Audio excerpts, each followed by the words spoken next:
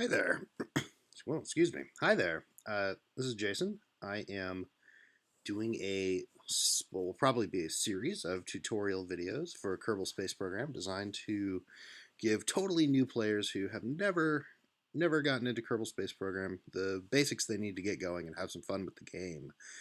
My friends kind of said that they wanted me to do this, so I decided to sit down and say, hey, I can pass on some of my knowledge and make a little video, and maybe it'll help some other people too. So here we go.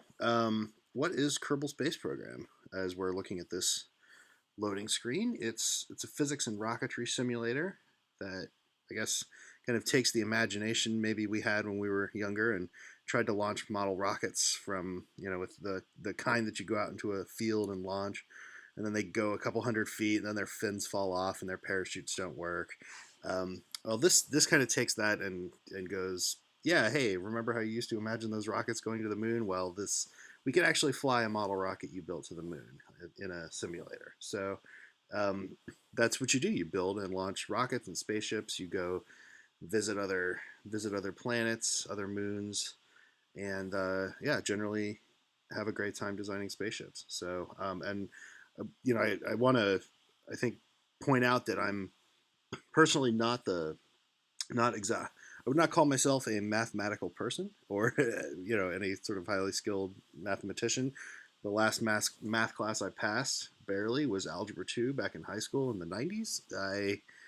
Um, so I never took physics or anything like that. There are some physics principles that uh, you need to kind of understand to know how to play the game. So we'll talk about those as we go along. But it's fairly easy stuff. Um, things that are fairly straightforward and you can pick up without too much of a problem. And here we go. We are getting rocking and rolling. So this is Kerbal Space Program. I have done a clean install, so you will see this without any mods at all. This is exactly what it would look like if you had just downloaded it off of Steam. Um, so yeah, I'm gonna just go into the settings real quick. This is probably something you'll want to do on your first go round. At least go into the graphics settings and make sure that the fonts and everything are readable, since that's something you're probably going to want to try to do. Okay, I've dropped the music down to 0. That's the only real change, just because the music was drowning me out when I was trying to do these videos before, and that gets a little weird. So I had to having to shout over the in-game music, but you should hear the other sound effects and everything. So when you go to start a game, we're going to start a game, and we're going to start a brand new game. Now, there are 3 kinds of games you can play in Kerbal Space Program. You can go for a sandbox game, so every feature is unlocked right from the very beginning. There are no missions or contracts or anything you need to do. There's no money, so you can just build whatever you want to your heart's content and go fly around the system. Um, there is career mode, where you not only are doing research to unlock things as you go along, you also have funds that you have to use to buy parts for your ship or to build ships. So it's a little bit like running a real life space program. And to get funds, you complete contracts to do things like put a satellite in orbit around the moon or go take a space tourist to another planet, which then gets you the money you need to build more ships to do more contracts. We're going to go with a science game, which is kind of halfway between the two. So you don't have to worry about money in a science game, which is good because when we don't want to be constrained by that. But it puts kind of some guide rails, whatever, on the game because you unlock technology as you go. So you start off with a very small number of parts you can build with and things you can do. And what that does is kind of set up a dynamic that helps us kind of learn the game as we go.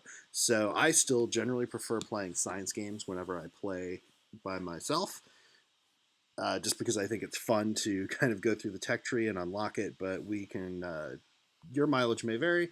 You might prefer the career mode once you kind of get going. But just to kind of learn the game, I recommend a science mode game, because it puts those constraints on you, which I think actually helps you learn. So we're going to call this game, let's call it Garfield, because why not? Flag. So you can choose a flag. whatever you want. There's several that come with the game. This one looks kind of cool, so we'll just accept that. If you want to upload your own flag, you have to go into your wherever you've installed Kerbal Space Program, and there's a folder in there that has the flags. You can just add a generally flag-shaped graphic to that, and um, it should be something you can select if you'd like. There's probably some other constraints I'm not remembering, so feel free to Google how to add a custom flag to Kerbal Space Program, and you will find an answer very quickly. And here we are. We are at the Kerbal Space Center. I'm going to dismiss all the hints as we go. So these are the various buildings we're going to be using as we play Kerbal Space Program. There's a runway for launching space planes, a launch pad for launching rockets, the spaceplane hangar where you build a spaceplane, the vehicle assembly building where you build your rocket and other spaceship. These are buildings you use more in career modes. We're not going to worry too much about that. Research and development, and then the tracking station, which lets you see the system. So let's just tap into research and development real quick because I want to show you the tech tree. So if you've played any sort of strategy game or anything that has a technology tree, this will look fairly familiar. You unlock things down here to open up things as you go. So you can see that basic rocketry costs 5 science data, which we cannot afford to unlock. So you can see up here we have 0. So that's what we're going to be trying to collect are these data points. And the game essentially uses data from scientific experiments as a currency for this for unlocking things on the tech tree. So when you run any sort of scientific experiment, you get data back that's worth a certain amount of science credits, then you can come in here and spend it as you choose to unlock things in the tech tree. And I just want to show you right now, so we have start technology. So there we go, which gives us a fin, a command pod, a teeny tiny little solid fuel booster, the mystery goo containment unit, which is a science experiment, a modular girder, which is good for building things and using as a fake landing gear, and a parachute, which is very, very helpful. So, and just to show you, for example, if we unlocked basic rocketry, we'd get a liquid fuel engine, a bigger booster, and a fuel tank. Engineering would give us a thermometer, which is another science experiment, a couple of antennae, which we're not going to worry too much about right now, and a decoupler, which is very useful. And then we'll show you the rest of this when it matters. I wanted to just tap into the tracking station real fast too.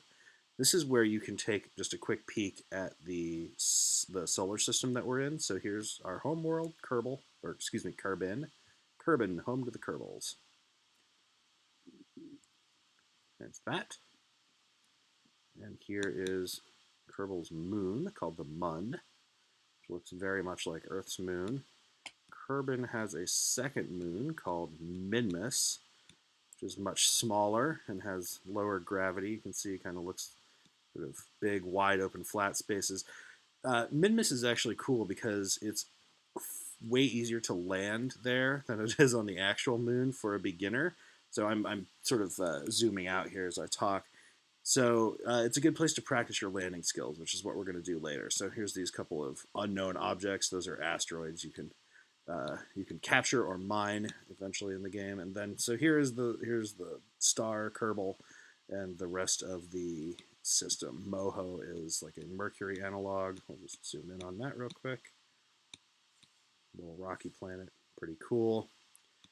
Eve is a Venus analog, very dense atmosphere. You can see there's like liquid stuff down there.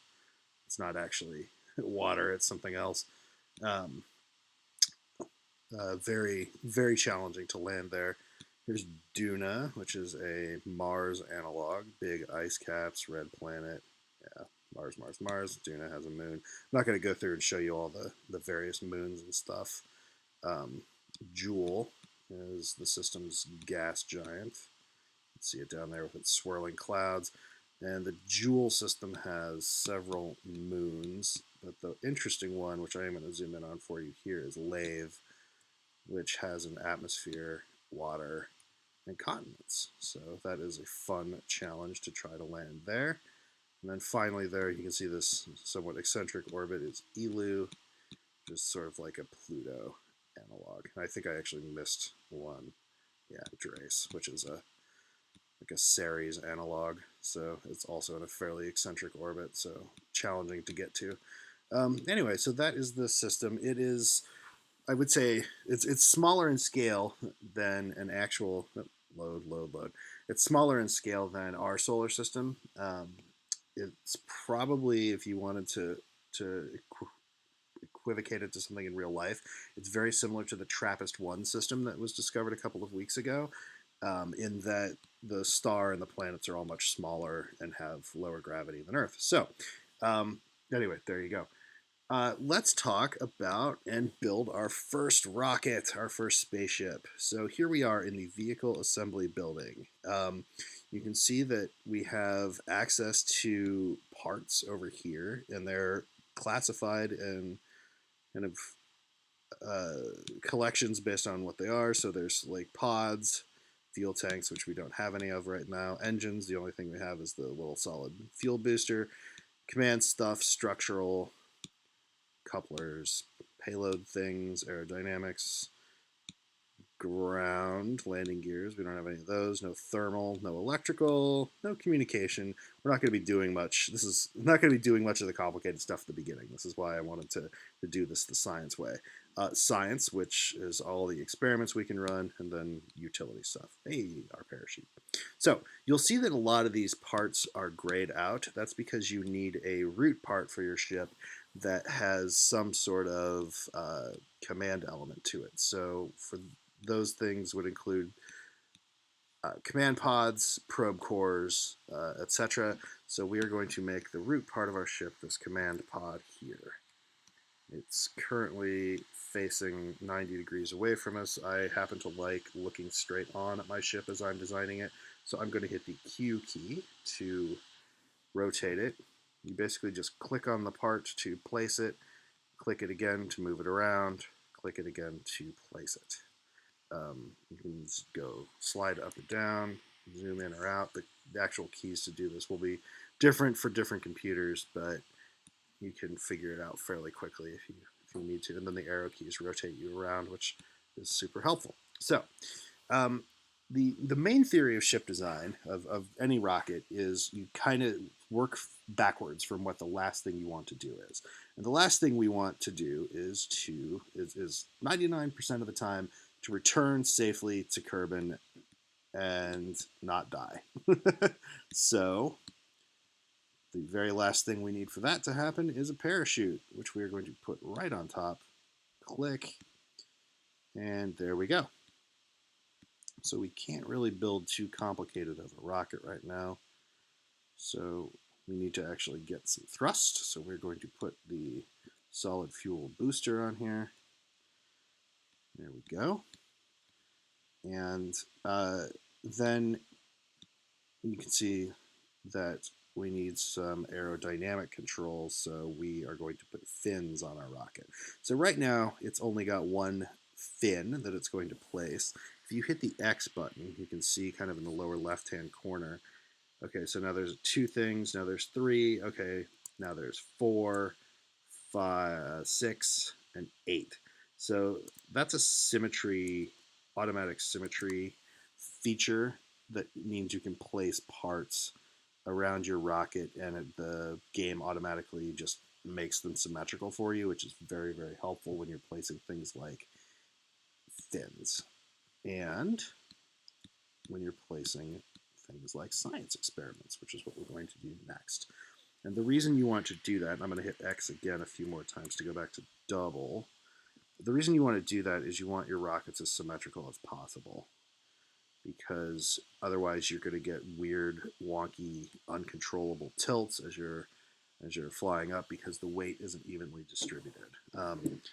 Weight and thrust should be as evenly distributed as possible. You can see down here, we've got center of mass, center of thrust, and aerodynamics overlay. So center of thrust, this is really good. We want it as far down the rocket as possible. That's when you're building any rocket, you want your center of thrust far down and center of mass perfect. Okay, so there we go. We have So slight aerodynamics, which will help us control the rocket a tiny bit, although you'll see that we're not going to really be doing that much. We have our command pod, we have our parachute, and we have our science experiments. We are almost ready to go. So a couple other things I want to show you. First of all, your crew are always right here. So Jebediah Kerman is ready to go. He's a pilot. There's engineers and scientists, which all of these fulfill different roles. I'm actually going to swap out Jeb for Valentina, just because I generally prefer having her fly my rockets. And before we go, there's one last thing we need to check, which is our staging. So staging is an important concept because it defines what happens as you cycle through your rocket stages during the game by hitting the spacebar. So spacebar activates the next stage, and you can see now that we have the parachute and the booster ignition are both in stage 0, which is what we don't want, because we don't want the parachute coming out as we ignite the booster on the launch pad. So we're going to slide. We hit plus to add another stage, slide the booster down to stage 1. So now the booster will activate, and then we can activate the parachute when we're done with the booster. So here we go. It is we called this game Garfield, so why don't we call this lasagna?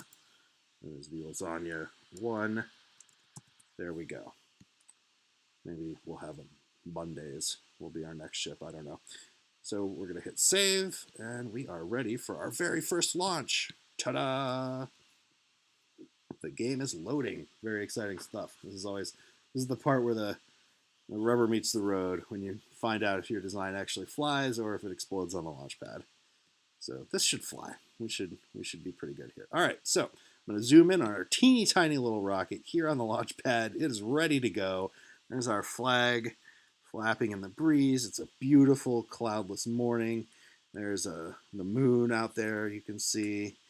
Valentina is ready to go. Check her out. So a few things before we go. I just kind of want to walk you through the HUD so you understand what you're looking at here.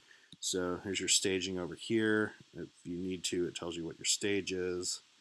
Don't worry about any of that stuff. It's much more advanced. So this thing in the middle is your nav ball. It is kind of like an artificial horizon for an airplane, except that it is relative to the object you're sitting on. So right now, because the rocket is pointed straight up from the launch pad, you can't actually see the rest of the horizon, which is why it's positioned the way it is. You have your velocity here, and the object your velocity is relative to. Most of the time, that's going to be Kerbal or another planet or our body. Right now, our velocity is 0.0 meters per second. It's always measured in meters per second, which is fairly useful. Just for a sense of reference, a car 60 miles per hour is 26.8 meters per second. So if you were going down the highway, you'd be going, doing the speed limit, you'd be going about 26.8 meters per second. The speed of sound at more or less at, sea level is 340 meters per second.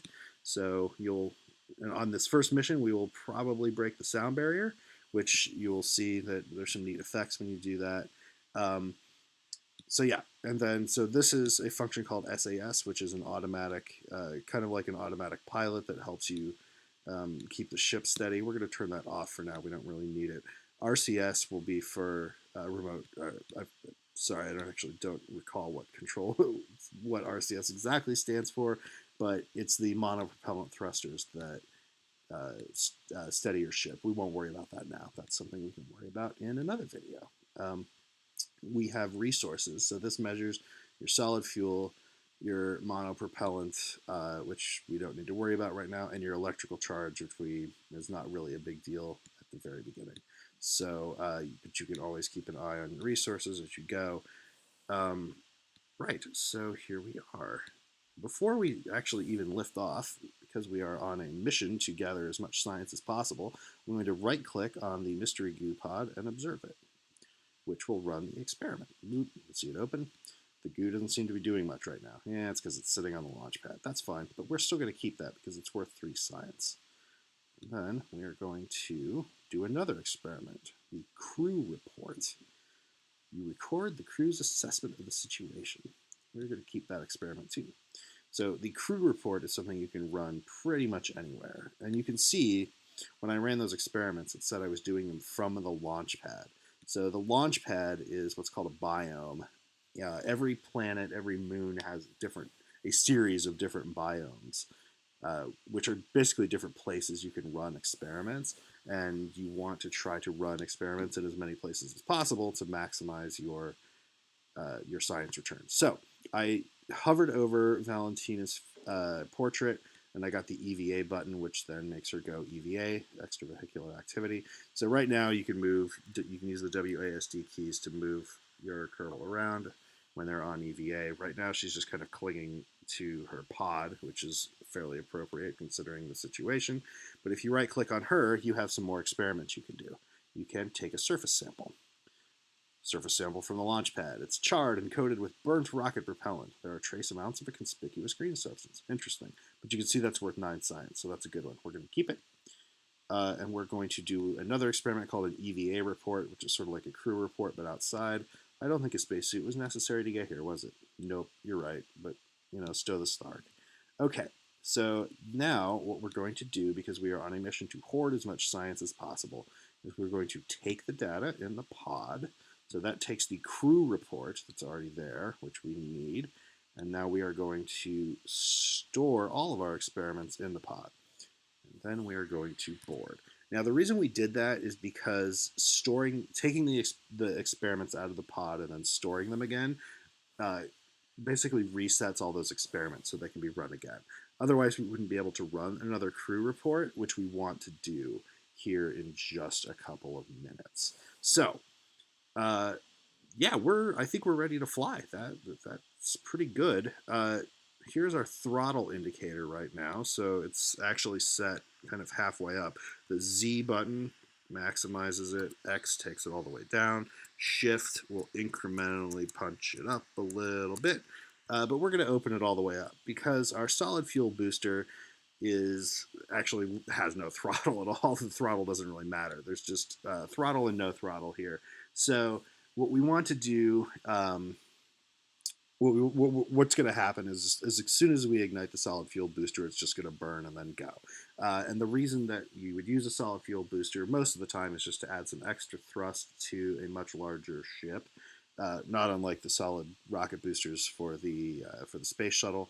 In this instance, the solid fuel booster is our ship because we don't have anything else. We haven't researched anything else yet. So there's no throttle control. We're basically strapped on top of this rocket, and it's just going to be a wild ride from here. So we are throttled up, which doesn't really matter. And then when we are ready to go, we're going to hit the space bar and take off. So 5, 4, 3, 2, 1, liftoff. There we go. Yeah, you can see that thing burning. I'm going to zoom out just so you can see the full fire effect. And you can see we're really moving fast here. And I'm starting to hit W to tilt the navigation so we start going out over the ocean, which is very intentional. So we are just about supersonic. Yep. You can see the air passing over the ship as we hit supersonic speed. Boom. And that's it. There's a little solid fuel meter over here. It burned out so quickly I didn't even have time to show you because it just goes super fast on these teeny tiny little solid fuel boosters. There we go. Still supersonic. So what's going to happen is our ship is going to keep going up until our momentum. So right now our velocity is being reduced because we're still fighting gravity and we're fighting atmosphere. So we're not going to make it to space this time. Sorry, this is just Kerbal small flight program at the moment. But what we are going to do, so you can see us slowing down, hopefully, is get a little more science while we're up here. I'm just going to take a look. Yeah, okay, we're pretty high. That's great. Awesome. I like that. So yeah, we're almost 7,500 meters. It's pretty good. Still kind of cooking. So we're going to run right click on that mystery goo and we're going to observe it. Give us an observation. The goo jiggles and wobbles as the craft flies. So you can see we're flying over Kerbal. That's the state. And that's worth 7 science, so that's pretty good. We're going to do a crew report from up here. Flying over Kerbal shores. 3.5 science. Yeah, we'll keep that. It's good stuff. All right, here we go. All right, and we are, I think, just about as 8,000 meters, and now we're falling. So yeah, we got up 8,000 meters on that little guy. It's pretty cool. So we are now falling back towards Kerbin, towards the ocean, which is exactly where we want to be falling. There's Kerbal Space Center down there. Our engineers are no doubt looking at us, going, "Well, I guess that's what we wanted to happen." So Valentina's really having a great time. Um, so as we fall, I just want to point out a couple of things here real quick. So our parachute is currently white. If you rewind the video and watch it, you'll see that it turned red and yellow at various points during our flight. Red parachute means do not deploy. It'll be destroyed immediately. Yellow parachute means risky deployed, but you can try it if you want to. I generally only ever deploy a parachute when it's white, just because, play it safe, safety first. So there you go. So we are actually going to deploy our chute now because we're 5,900 meters and falling, and our velocity is increasing. So hitting spacebar, boom. What that does is it just triggers the next stage in the rocket staging. So now we're at stage 0, which was the parachute, the last stage, and we're coming back in.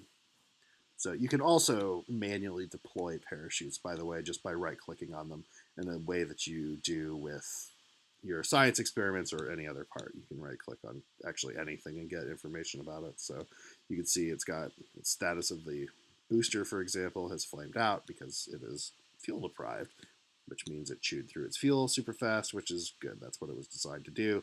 It did its job. We are now falling, falling, falling.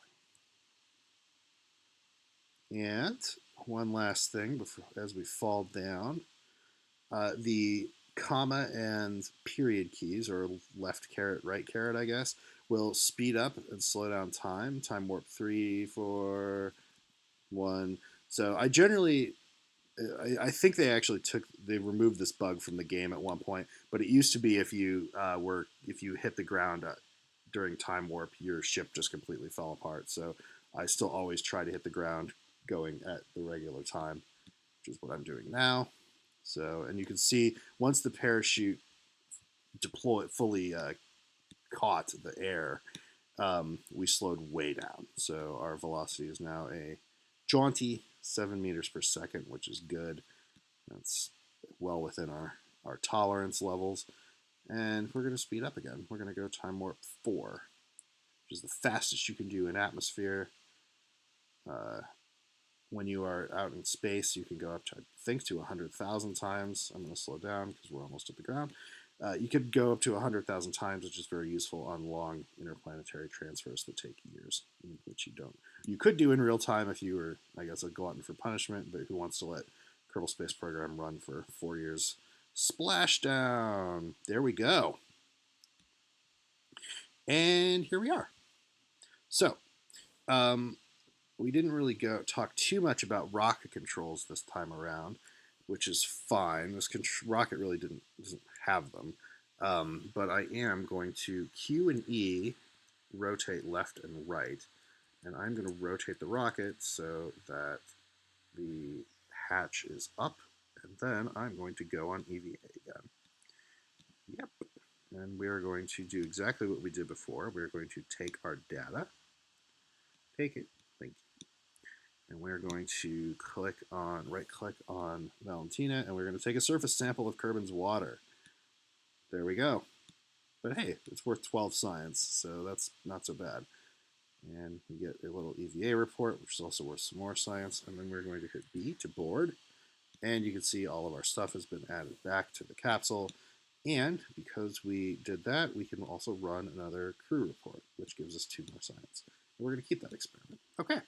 And that's it. We're done. So, yeah, Bob's your uncle. I'm going to go up here and hit Recover Vessel, which will bring us back to Kerbal Space Center.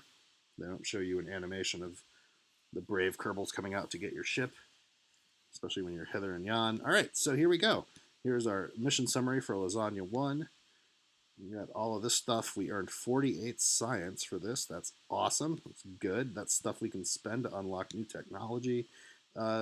next. And then here's Valentina ready for her next assignment. So I think we're going to call this first part of the tutorial done, and then I will put together another video that shows how we unlock technology using what we just earned, and how to build a more complex rocket that will get us a lot farther into space. So thanks very much. I hope you found this useful. Unlocking the secrets of Kerbal Space Program for complete newbies. Thanks very much.